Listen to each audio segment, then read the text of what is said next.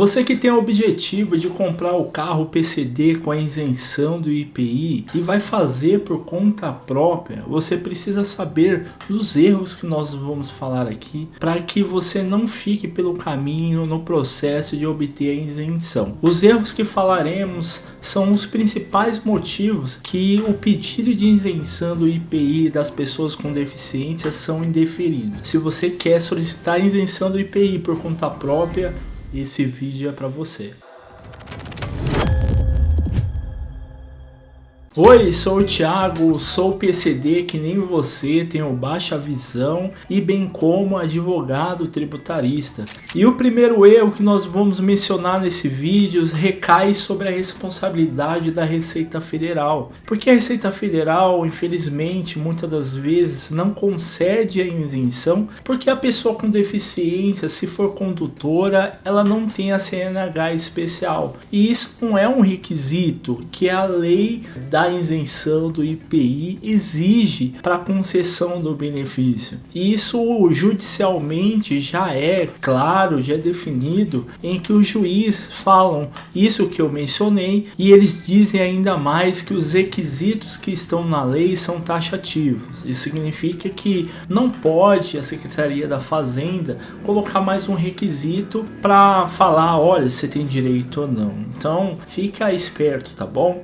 O segundo erro também da Secretaria da Fazenda é que ela diz que o deficiente monocular não tem o direito à isenção. Antes da lei de 2021, que colocou o deficiente monocular na classificação de deficiência sensorial, isso era realmente possível. Existia uma discussão, mas não tinha uma lei classificando como deficiente sensorial. Contudo, com a promulgação dessa lei, a Secretaria da Fazenda continuou arguindo sobre o indeferimento, dizendo que não existe na lei da isenção do IPI especificadamente que o deficiente monocular teria direito. Mas pela leitura da legislação, a gente consegue enxergar essa possibilidade, uma vez que o deficiente monocular ele foi inserido na classificação de sensorial, então ele tem sim direito, né? Isso já está assegurado no judiciário. Eu quis mencionar isso porque são coisas que estão no caminho do PCD e acaba chegando para ele e ele acaba desistindo, não correndo atrás. Então realmente, se for pela via administrativa, ele não vai conseguir. Tem que acionar o judiciário para o judiciário obrigar a Secretaria da Fazenda a aceitar e conceder a isenção do PCD. Agora vamos entrar nos erros que levam os PCDs não obter a isenção, mas de responsabilidade dos mesmos. Um exemplo disso é o responsável da pessoa com deficiência achar que ele não precisa mandar CNH e é exigido por lei que o responsável, por exemplo, os pais tem seus filhos, o seu filho que é autista, precisa encaminhar os documentos do seu filho e bem como encaminhar o seu documento. Ah, mas eu não vou ser o condutor do veículo, vai ser a esposa.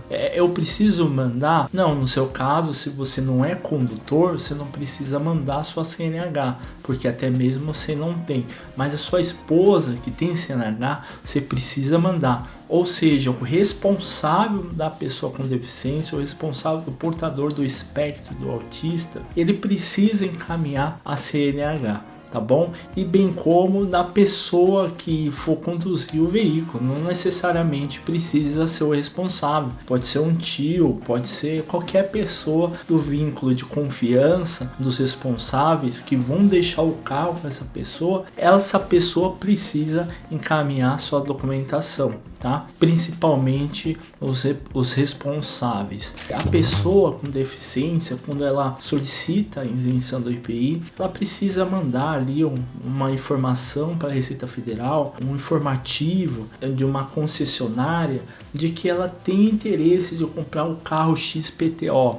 Então a pessoa com deficiência ou o responsável, ele acaba pegando ali um modelo de um carro que não está dentro das normas, não está dentro das características que a lei determina, né? Então precisa saber qual carro que pode comprar. Infelizmente não são todos os carros, tem uma certa exigência legal para qual carro pode comprar. Incrível que pareça, tem até autorização de carro elétrico, né? O outro erro que a pessoa com deficiência acaba cometendo é achar que ela pode acumular dois benefícios, como a isenção do IPI e a BPC. Juridicamente, ela consegue sim obter, porque uma coisa é a isenção do IPI, outra coisa é o benefício previdenciário. Então ela pode pleitear no judiciário depois que já teve a recusa na via administrativa, porque a Receita assim procede. Mas o juiz vai dizer: olha, eu entendo a sua argumentação. E a questão da função social, a questão beneficiário da Previdência, né? Ter o interesse de adquirir um carro 0 km. Será que não houve o descumprimento de algumas coisas? Ou seja, ele pode apresentar uma argumentação para indeferir. Mas sabemos que temos munições, mas a munição acaba sendo pouca. Por isso, eu não aconselharia uma pessoa que tem benefício da prestação continuada solicitar a isenção depois que eu fiz uma pesquisa mais profunda no assunto diante do cenário atual. Outra questão que eu quero mencionar para vocês recai sobre o laudo, né? As pessoas têm muita dúvida sobre o laudo e acabam cometendo erros de pegar o laudo que obteve no médico, para o seu médico particular, e enviar para a Receita Federal. E pessoa com deficiência acaba tendo o seu pedido de isenção indeferido com a argumentação de que o médico não está cadastrado, né?